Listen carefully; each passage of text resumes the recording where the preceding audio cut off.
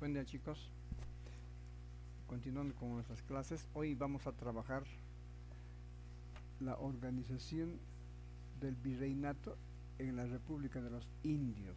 La semana pasada hemos trabajado la República de los Españoles y hemos visto cómo ha sido la diferenciación social, económica y política entre españoles e indios.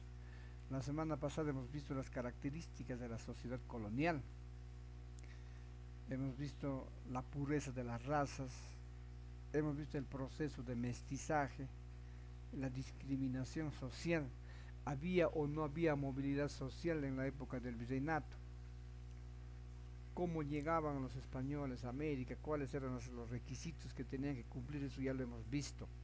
Hoy vamos a trabajar la organización en el virreinato, pero la organización desde el punto de vista social en la República de los Indios. Los indios, la República de los Indios, era otra forma de organización y estaba dividida, la forma en cómo estaba dividida la sociedad colonial.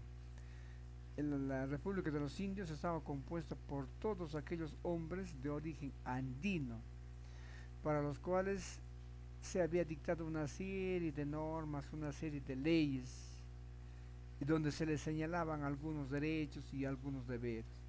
Pero estos habían sido hasta censados fundamentalmente para que sean tributarios y para que sean evangelizados.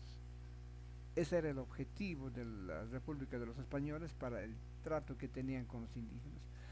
Los indígenas eran los nuevos vasallos, los nuevos tributaristas, los que aportaban con su dinero el funcionamiento del gobierno virreinal.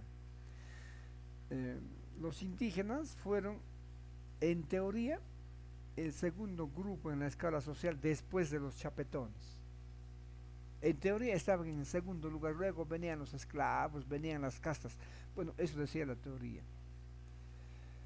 Porque estaban situados después de la República de los Españoles. Por eso eran considerados como vasallos y tributarios a la corona española.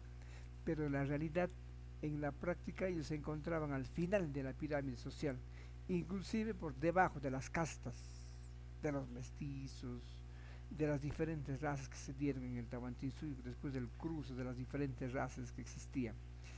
Ellos fueron considerados como menores de edad, pero estuvieron bajo la protección de la corona española, es decir, bajo una situación de sometimiento a cargo de los grandes hacendados, en este caso al servicio de los intendentes, después de los, antes de los intendentes a los corregimientos. Ahora, pero esta organización, este estamento no era uniforme, no todos los indígenas tenían la misma escala social, no. Dentro de la República de los Indios también había diferencias, había jerarquías de clase. Ahora, entre esos grupos, dentro de la República de los Indios, encontramos a los indios nobles y a los indios del común. ¿Quiénes eran los indios nobles? Los indios nobles pertenecían a la nobleza indígena. ¿Quiénes pertenecían a la nobleza indígena? Estos estaban compuestos por todos los descendientes de las panacas reales, descendientes de los gobernantes incas y también de los grandes señores de la época del Tahuantinsuyo. Estos indios nobles no pagaban tributos, estaban exonerados de pagar tributos. Tampoco podían prestaban servicios personales, o sea, no eran guianaconos, no iban a trabajar a las mitas, no podían ser entregados a las encomiendas para que sean como esclavos de los españoles. Esos tenían ciertos derechos. Estos indios nobles tenían derecho a tener propiedades, a tener tierras. Estos indios nobles dentro de la República de los Indios conformaban la aristocracia de sangre india y les permitía llevar un apellido, un apellido y un nombre. ¿Quiénes eran los caciques y qué función cumplían los caciques y los curacas? Estos eran una especie de aristocracia indígena, aristocracia regional. tenían muchos privilegios, como montar a caballo, usar armas, vestirse con ropa española, no pagaban tributos, no iban a la mita, recibían educación en colegios especiales para caciques. En el Cusco había uno, se llamaba el Colegio del Príncipe o de San Francisco de Borja. La labor de estos caciques y curacas era muy importante. Eran funcionarios que se desempeñaban y era el nexo entre la población indígena y los españoles. Este rol de intermediario entre su gente y los españoles les ponía en una situación ambivalente, pues, y los indígenas les tenían desconfianza porque estaban más al servicio de los españoles que al servicio de los indígenas. Muchos de estos curacas se inclinaron más hacia lo español, aprovechándose de su estatus de indios nobles y se enriquecieron. Se apropiaron de tierras comunales y alquilaban también a los indígenas para que se vayan a las mitas. Ahora, ¿quiénes conformaban a los indios del común? Les decía que en la República de los Indígenas habían dos jerarquías, indios nobles, y ya hemos visto quiénes son, y quiénes eran los indios del común.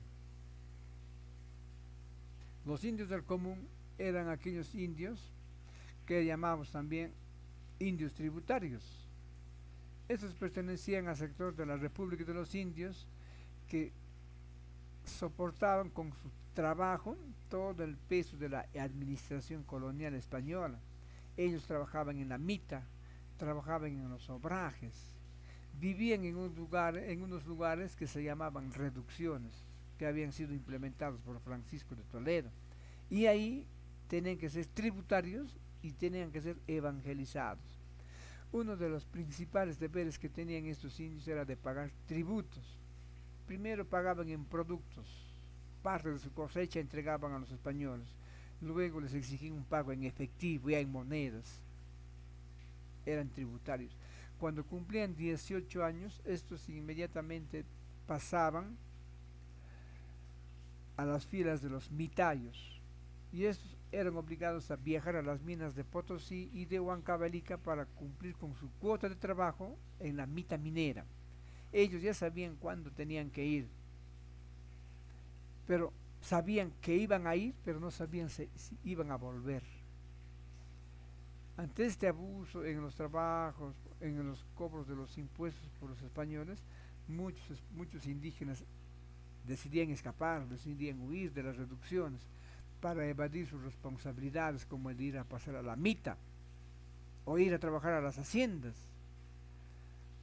porque el destino de esos pobres indígenas era incierto.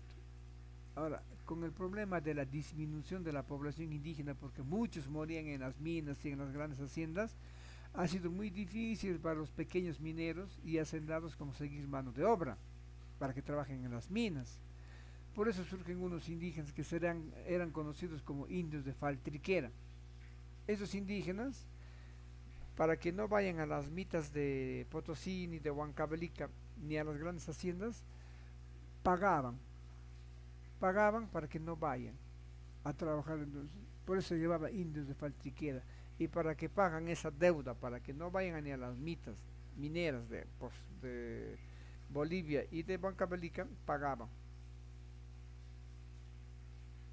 Y tenían que alquilar su fuerza de trabajo para cumplir con esa deuda que asumían para no irse ellos a las minas de Huancavelica. Bien, chicos, en la página 105 y en la página 106 tienen ustedes que trabajar la retroalimentación, y en la página 107 está verificando el aprendizaje. Trabajen, chicos, todo es textual. Si tienen alguna duda o alguna pregunta, escríbanme a mi WhatsApp privado y les estaré respondiendo inmediatamente. Chicos, hasta aquí llegamos. Muchas gracias y nos vemos en la próxima clase.